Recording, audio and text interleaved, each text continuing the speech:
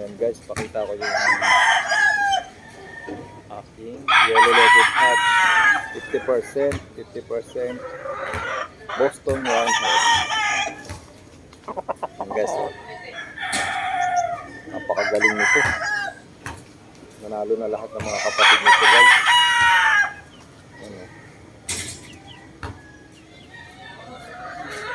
Bali 5 magkakapatid, yung 4 nanalo na. Napakaganda. Pogi. Mamaya guys, papakita ko sa inyo yung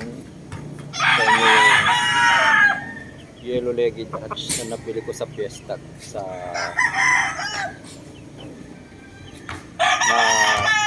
kay JDA Game Farm pala na napili ko kay JDA. Bali solid yellow-legged hatch na may Boston ang kakalabasan. Solid line to. Ayos. Tapos sobrang ganda ng nabili ko yellow-legged hatch na ilan kay JDA sa Fiesta. Solid na solid guys. Yan siya, oh.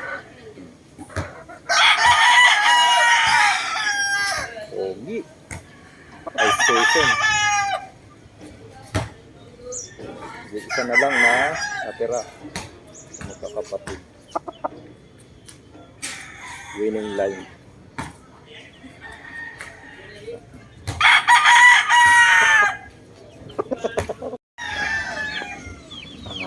Ito na nga pala guys yung papakita kong inahin galing kay JDA Game Farm. Ito yung yellow-legged hatch pure. Medyo mahal. Mahal siya. Pero para sa akin medyo mahal na. 12.5 ang bili ko. Pakita ko sa inyo. Yan, oh. Napaka-solid. Siya.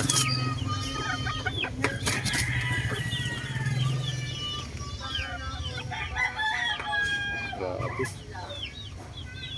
Sobrang ganda. Ang liit ng ulo. Pulang-pula mata. Ayan. Siya guys, oh. Excited na ako sa kakalabasan nito. Backyard lang to. Backyard lang, gilid-gilid sa likod lang ng bahay. Ayan, yung material ko. Ito yung nabili ko sa February 26. So, kita ko guys. Yan. Hindi ko na kukunin. Nakapadlock yan, oh. Likod lang ng bahay ito.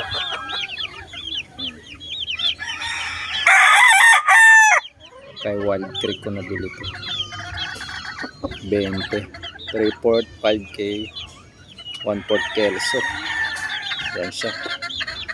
Kaso lugon na lugon, kaya yung broodstag muna kanina yung bibilhin ko.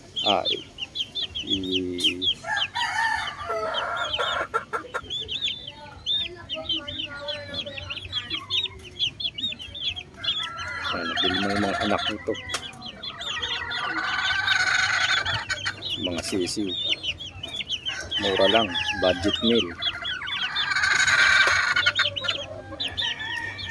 600, 1 month old. Ganda rin, pulang-pula rin mata niya.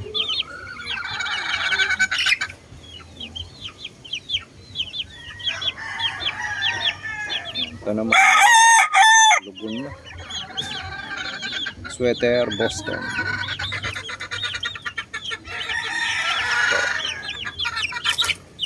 Apat yan, sweater Boston.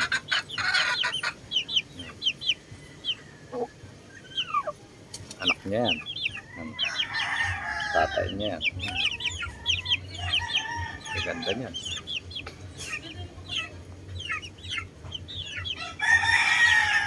Tapos meron din ako ritong sweater Gilmore. Yan, sweater Gilmore. Kaya lang nadisgrasya yung nanay niya. Kaya pagpaluan dito sa kulungan nabalian. Wala na, sayang. Nabili ko yung kay James Puentes ng Anarchy Game Farm nung matagal ng expo, matagal na. Yan. Ayan guys, so yun lamang. Sunod, papakita ko pa iba kong material. Yan, bakunado na yan, 4-in-1 vaccine.